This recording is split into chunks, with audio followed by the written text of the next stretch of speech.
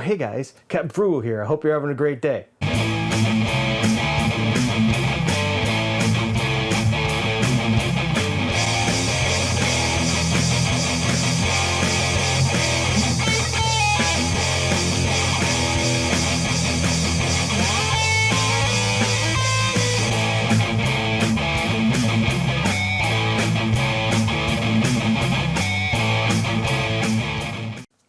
So if you're like a lot of musicians, you go through a lot of instruments, you try things out, you get rid of things.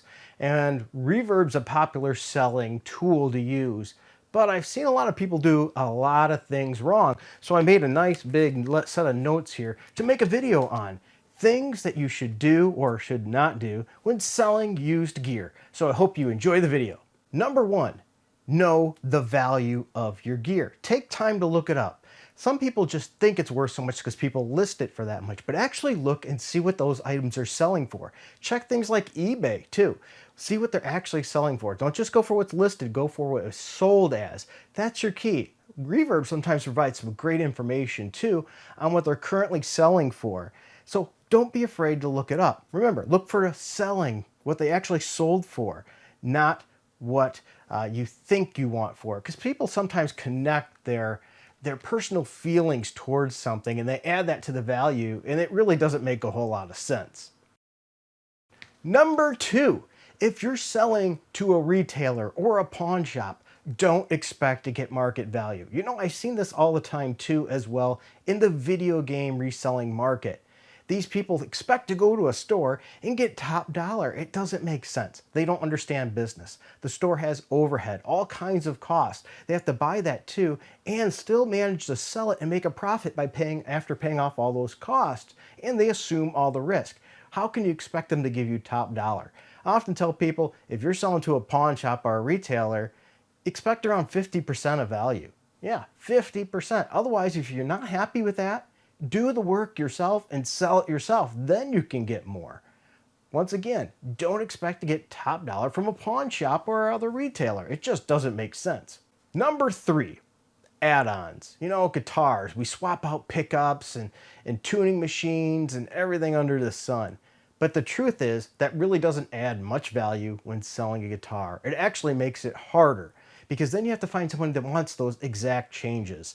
So with that being more challenging, it's often best to leave the guitar stock. So if you're going to be selling a guitar, I strongly suggest pull out those pickups you bought for it and put back the original pickups. I always tell people, save the original parts for anything that you replace, whether it be tuning machines or whatever on the guitar. Put the original pieces back in and sell it. If you really want, then you could sell those pickups or whatever the other hardware is that you put in the guitar. You'll make better money that way. Number four, remember, this isn't new. If it's not a new product, unless it's something that's going and getting driven by the market for excessive prices, you're probably not going to get full price for it anymore, especially tech like rack gear and things like that. As well as with guitars and everything else, if it is damaged, be honest about that damage and reduce the price accordingly. Emotional damage. No one wants to get something and find out it had big dings in it, like a guitar and has a big ding in the front of it, and they expect to pay full price. Make sure they know that. They're going to be upset and they're going to want to return it, and with all good means they should. You don't go to a guitar shop and buy a ding guitar for full price. They knock the price down, and you should too. Number five, selling fees is your problem as the seller. It's something you have to pay. Don't try to put the selling fees on the buyer. Oh, talk about a turnoff from buying something. You click on, oh, well, the buyer has to pay shipping, the buyer has to pay the selling fees. No, I understand shipping. Shipping's fine. If you want them to pay shipping, that's perfectly fine. But any seller's fees should be at the cost of the seller, not the buyer. That's a crap move. People should stop doing that. No, God! No, God, please, no! No! No!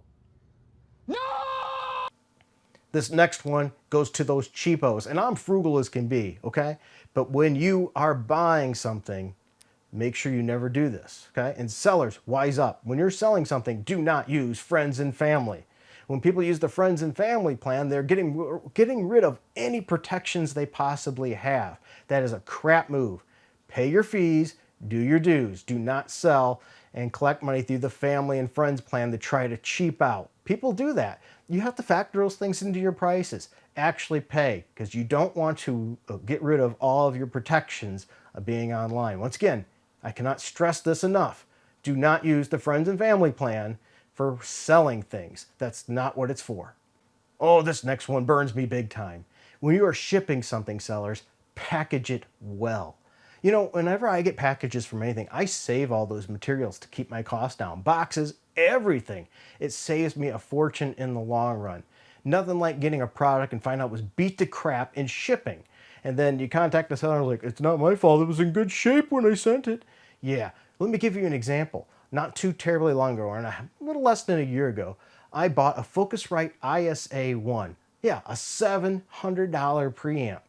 The idiot shipped it with zero package. It was in a large box, no packaging at all. The thing was beat to crap when I got it. It still worked, but it needed a lot of work to fix it back up into looking good again. I mean, literally, they put it in the box, no packaging. So it was an oversized box. We're talking about this in a little Focusrite ISA1. It was just beat to crap. Dummies, do not do that. Take time and actually package your product. I know you're thinking it isn't yours anymore, but hey, would you want something like that when it comes to you? Do you want it all broken?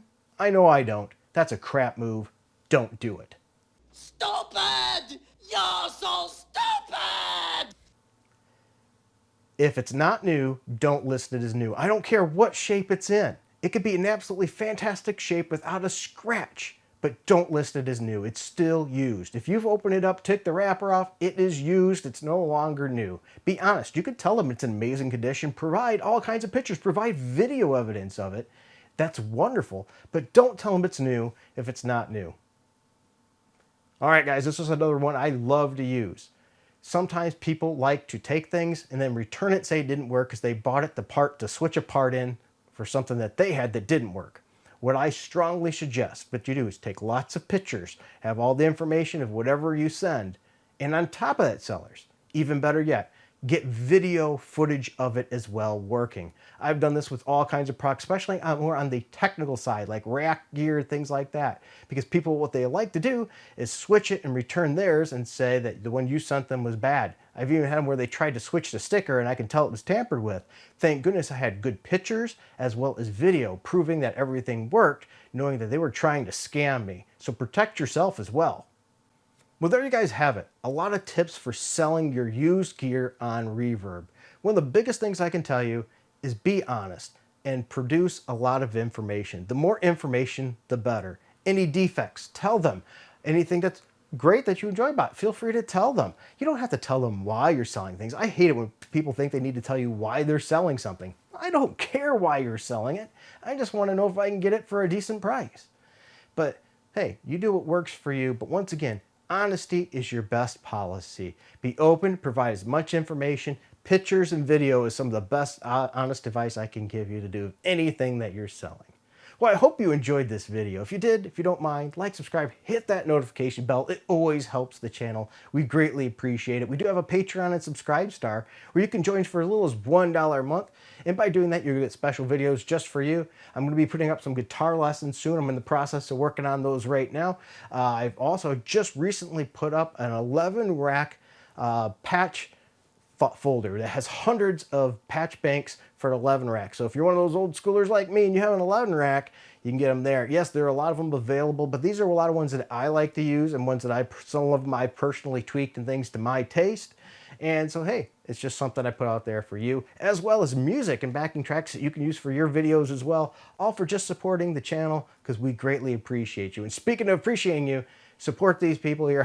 Tell them thank you if you don't mind, because without these people, this channel would not be possible. They help contribute to this channel. I consider them producers. So thank them so much. They are amazing. All right, everybody, thank you for your time. You're all amazing. Have a wonderful day.